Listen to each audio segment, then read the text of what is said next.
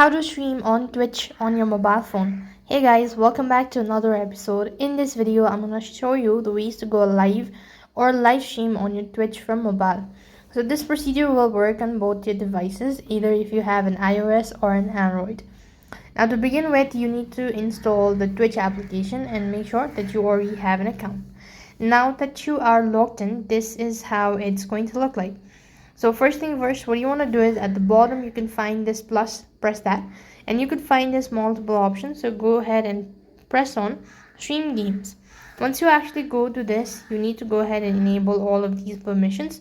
Make sure that you've enabled all sort of things, and if you are done with this, so what next you want to do is you could just go ahead and enable all of the permissions. And you also need to select what sort of stream you want to go with, either it's a gaming or whatever. You could just select the category from there, so that way you could stream on Twitch. That's all for this video. I hope the video was helpful. Make sure to like, share and subscribe to our channel. Thank you for watching. See you in the next video.